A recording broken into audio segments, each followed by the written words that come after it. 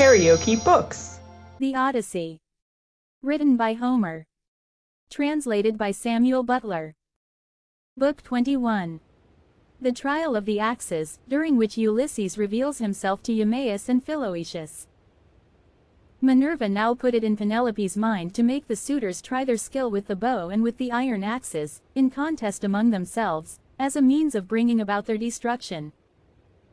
She went upstairs and got the storeroom key, which was made of bronze and had a handle of ivory. She then went with her maidens into the storeroom at the end of the house, where her husband's treasures of gold, bronze, and wrought iron were kept, and where was also his bow, and the quiver full of deadly arrows that had been given him by a friend whom he had met in Lacedaemon, Iphitus the son of Eurytus.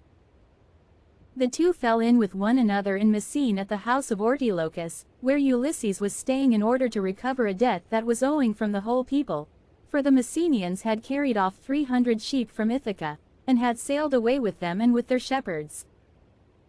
In quest of these Ulysses took a long journey while still quite young, for his father and the other chieftains sent him on a mission to recover them. Iphitus had gone there also to try and get back 12 brood mares that he had lost, and the mule foals that were running with them. These mares were the death of him in the end, for when he went to the house of Jove's son, mighty Hercules, who performed such prodigies of valor, Hercules to his shame killed him, though he was his guest, for he feared not heaven's vengeance, nor yet respected his own table which he had set before Iphitus, but killed him in spite of everything, and kept the mares himself. It was when claiming these that Iphitus met Ulysses, and gave him the bow which mighty Eurytus had been used to carry, and which on his death had been left by him to his son. Ulysses gave him in return a sword and a spear, and this was the beginning of a fast friendship, although they never visited at one another's houses, for Jove's son Hercules killed Iphitus ere they could do so. This bow, then, given him by Iphitus, had not been taken with him by Ulysses when he sailed for Troy. He had used it so long as he had been at home, but had left it behind as having been a keepsake from a valued friend. Penelope presently reached the oak threshold of the storeroom. The carpenter had planed this duly, and had drawn a line on it so as to get it quite straight.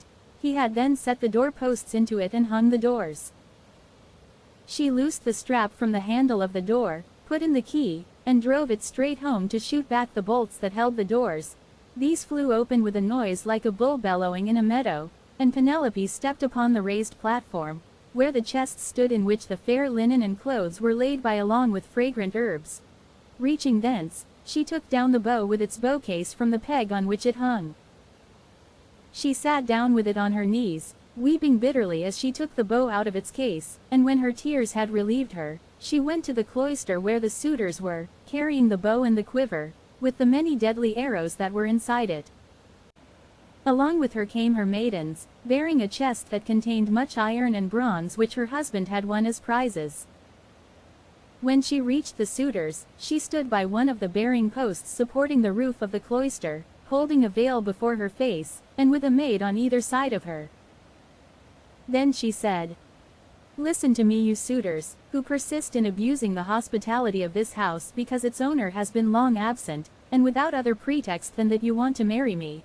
This, then, being the prize that you are contending for, I will bring out the mighty bow of Ulysses, and whomsoever of you shall string it most easily and send his arrow through each one of 12 axes, him will I follow and quit this house of my lawful husband, so goodly, and so abounding in wealth. But even so I doubt not that I shall remember it in my dreams." As she spoke, she told Eumaeus to set the bow and the pieces of iron before the suitors, and Eumaeus wept as he took them to do as she had bidden him. Hard by, the stockman wept also when he saw his master's bow, but Antinous scolded them. "You country louts," said he, "silly simpletons, why should you add to the sorrows of your mistress by crying in this way? She has enough to grieve her in the loss of her husband. Sit still, therefore, and eat your dinners in silence, or go outside if you want to cry, and leave the bow behind you. We suitors shall have to contend for it with might and main, for we shall find it no light matter to string such a bow as this is. There is not a man of us all who is such another as Ulysses, for I have seen him and remember him, though I was then only a child. This was what he said, but all the time he was expecting to be able to string the bow and shoot through the iron, whereas in fact he was to be the first that should taste of the arrows from the hands of Ulysses, whom he was dishonoring in his own house, egging the others on to do so also. Then Telemachus spoke. "Great heavens," he exclaimed, "Jove must have robbed me of my senses. Here is my dear and excellent mother saying she will quit this house and marry again, yet I am laughing and enjoying myself as though there were nothing happening. But, suitors, as the contest has been agreed upon, let it go forward. It is for a woman whose peer is not to be found in Pylos, Argos, or Mycene, nor yet in Ithaca nor on the mainland. You know this as well as I do. What need have I to speak in praise of my mother? Come on, then, make no excuses for delay, but let us see whether you can string the bow or no. I too will make trial of it, for if I can string it and shoot through the iron, I shall not suffer my mother to quit this house with a stranger, not if I can win the prizes which my father won before me." As he spoke he sprang from his seat, threw his crimson cloak from him, and took his sword from his shoulder. First he set the axes in a row, in a long groove which he had dug for them, and had made straight by line. Then he stamped the earth tight round them, and everyone was surprised when they saw him set them up so orderly, though he had never seen anything of the kind before. This done, he went on to the pavement to make trial of the bow. Thrice did he tug at it, trying with all his might to draw the string, and thrice he had to leave off, though he had hoped to string the bow and shoot through the iron. He was trying for the fourth time, and would have strung it had not Ulysses made a sign to check him in spite of all his eagerness. So he said, "Alas! I shall either be always feeble and of no prowess, or I am too young, and have not yet reached my full strength so as to be able to hold my own if anyone attacks me. You others, therefore, who are stronger than I, make trial of the bow and get this contest settled." On this he put the bow down, letting it lean against the door that led into the house, with the arrow standing against the top of the bow. Then he sat down on the seat from which he had risen, and Antinous said, "Come on each of you in his turn, going towards the right from the place at which the cupbearer begins when he is handing round the wine." The rest agreed, and Liodes son of Enops was the first to rise. He was sacrificial priest to the suitors, and sat in the corner near the mixing bowl. He was the only man who hated their evil deeds and was indignant with the others. He was now the first to take the bow and arrow, so he went on to the pavement to make his trial, but he could not string the bow, for his hands were weak and unused to hard work. They therefore soon grew tired, and he said to the suitors, "My friends, I cannot string it. Let another have it. This bow shall take the life and soul out of many a chief among us, for it is better to die than to live after having missed the prize that we have so long striven for, and which has brought us so long together. Some one of us is even now hoping and praying that he may marry Penelope, but when he has seen this bow and tried it, let him woo and make bridal offerings to some other woman, and let Penelope marry whoever makes her the best offer and whose lot it is to win her." On this he put the bow down, letting it lean against the door, with the arrow standing against the tip of the bow. Then he took his seat again on the seat from which he had risen, and Antinous rebuked him saying, "Liodes, what are you talking about? Your words are monstrous and intolerable, it makes me angry to listen to you. Shall, then, this bow take the life of many a chief among us, merely because you cannot bend it yourself? True, you were not born to be an archer, but there are others who will soon string it." Then he said to Melanthius the goatherd, "Look sharp, light a fire in the court, and set a seat hard by with a sheepskin on it. Bring us also a large ball of lard, from what they have in the house. Let us warm the bow and grease it. We will then make trial of it again, and bring the contest to an end." Melanthius lit the fire, and set a seat covered with sheepskins beside it. He also brought a great ball of lard from what they had in the house, and the suitors warmed the bow and again made trial of it, but they were none of them nearly strong enough to string it. Nevertheless there still remained Antinous and Eurymachus, who were the ringleaders among the suitors and much the foremost among them all. Then the swineherd and the stockman left the cloisters together, and Ulysses followed them. When they had got outside the gates and the outer yard, Ulysses said to them quietly, "Stockman, and you swineherd, I have something in my mind which I am in doubt whether to say or no, but I think I will say it. What manner of men would you be to stand by Ulysses, if some god should bring him back here all of a sudden? Say which you are disposed to do, to side with the suitors, or with Ulysses." "Father Jove," answered the stockman, "would indeed that you might so ordain it. If some god were but to bring Ulysses back, you should see with what might and main I would fight for him." In like words Eumaeus prayed to all the gods that Ulysses might return. When, therefore, he saw for certain what mind they were of, Ulysses said, "It is I, Ulysses, who am here. I have suffered much, but at last, in the 20th year, I am come back to my own country.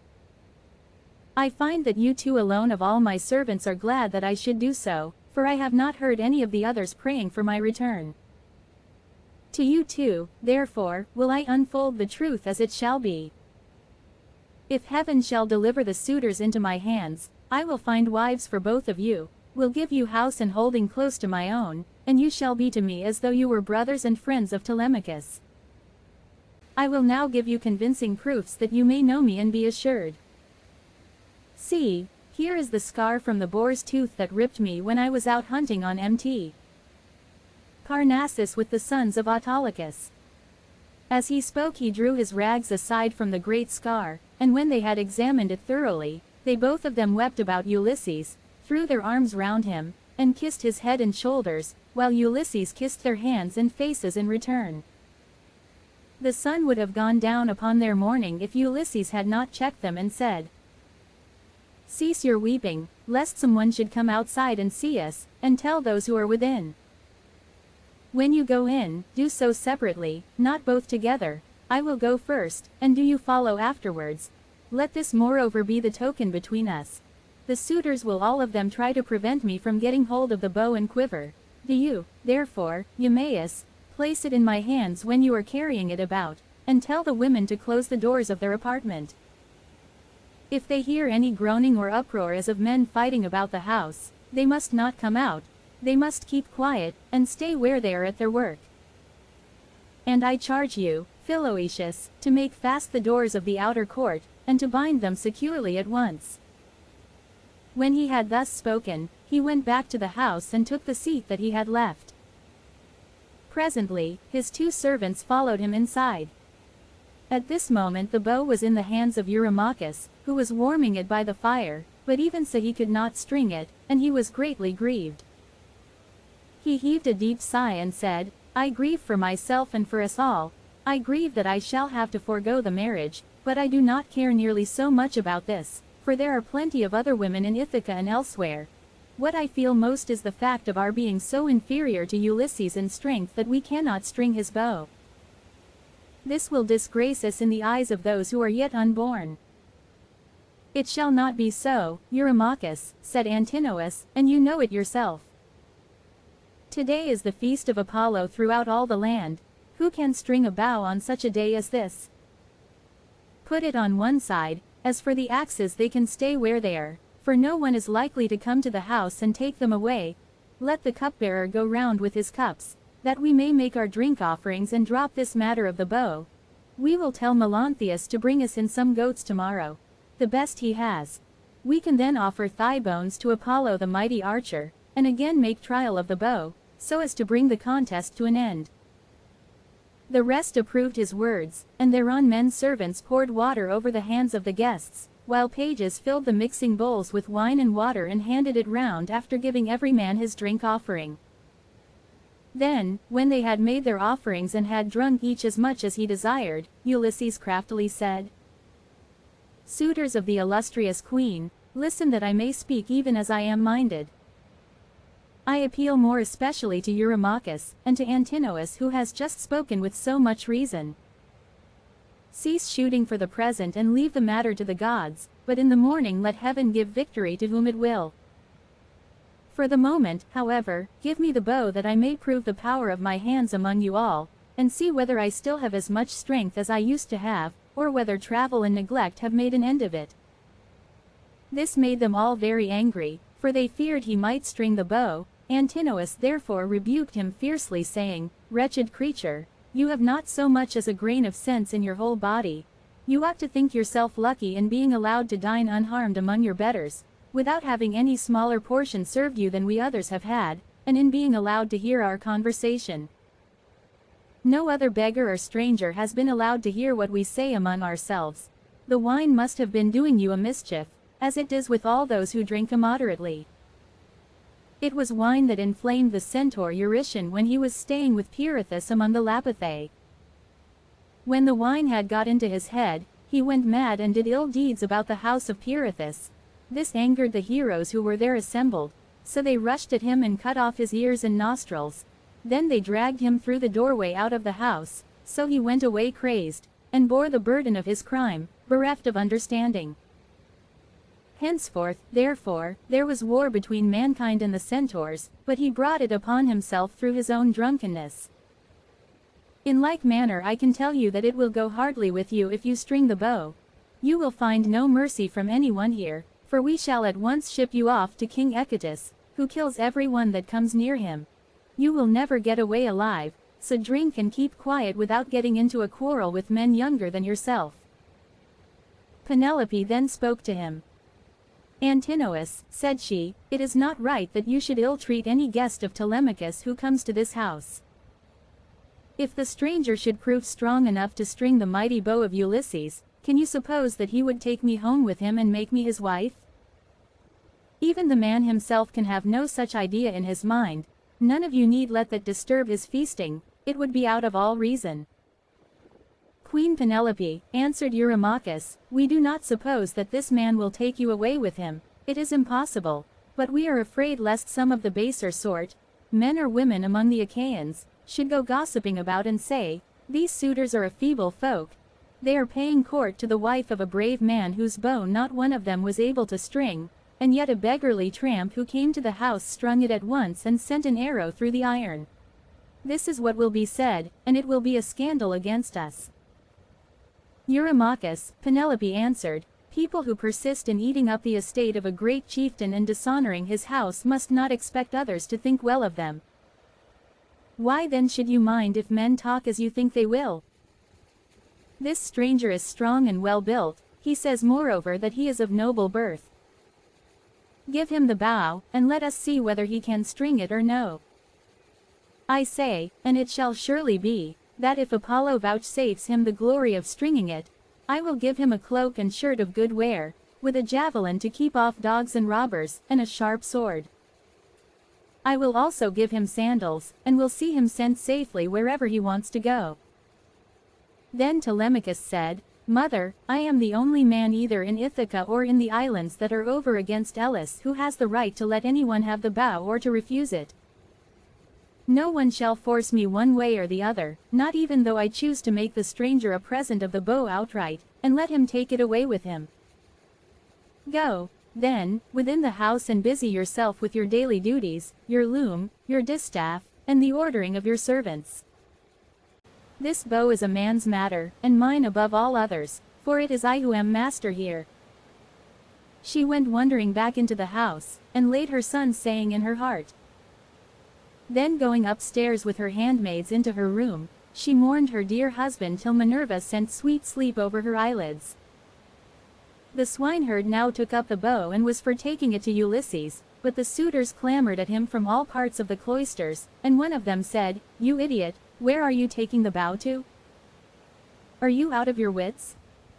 If Apollo and the other gods will grant our prayer, your own boarhounds shall get you into some quiet little place, and worry you to death." Eumaeus was frightened at the outcry they all raised, so he put the bow down then and there, but Telemachus shouted out at him from the other side of the cloisters, and threatened him saying, "Father Eumaeus, bring the bow on in spite of them, or young as I am I will pelt you with stones back to the country, for I am the better man of the two. I wish I was as much stronger than all the other suitors in the house as I am than you. I would soon send some of them off sick and sorry, for they mean mischief." Thus did he speak, and they all of them laughed heartily, which put them in a better humor with Telemachus. So Eumaeus brought the bow on and placed it in the hands of Ulysses. When he had done this, he called Euryclea apart and said to her, "Euryclea, Telemachus says you are to close the doors of the women's apartments. If they hear any groaning or uproar as of men fighting about the house, they are not to come out, but are to keep quiet and stay where they are at their work." Euryclea did as she was told and closed the doors of the women's apartments. Meanwhile Philoetius slipped quietly out and made fast the gates of the outer court. There was a ship's cable of byblos fiber lying in the gatehouse, so he made the gates fast with it and then came in again, resuming the seat that he had left, and keeping an eye on Ulysses, who had now got the bow in his hands, and was turning it every way about, and proving it all over to see whether the worms had been eating into its two horns during his absence. Then would one turn towards his neighbor saying, "This is some tricky old bow fancier, either he has got one like it at home, or he wants to make one, in such workmanlike style does the old vagabond handle it." Another said, "I hope he may be no more successful in other things than he is likely to be in stringing this bow." But Ulysses, when he had taken it up and examined it all over, strung it as easily as a skilled bard strings a new peg of his lyre and makes the twisted gut fast at both ends. Then he took it in his right hand to prove the string, and it sang sweetly under his touch like the twittering of a swallow. The suitors were dismayed, and turned color as they heard it. At that moment, moreover, Jove thundered loudly as a sign, and the heart of Ulysses rejoiced as he heard the omen that the son of scheming Saturn had sent him. He took an arrow that was lying upon the table, for those which the Achaeans were so shortly about to taste were all inside the quiver. He laid it on the center piece of the bow, and drew the notch of the arrow and the string toward him, still seated on his seat.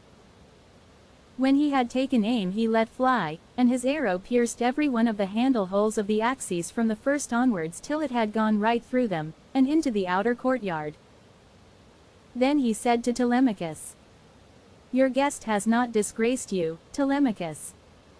I did not miss what I aimed at, and I was not long in stringing my bow. I am still strong, and not as the suitors twit me with being. Now, however, it is time for the Achaeans to prepare supper while there is still daylight, and then otherwise to disport themselves with song and dance, which are the crowning ornaments of a banquet."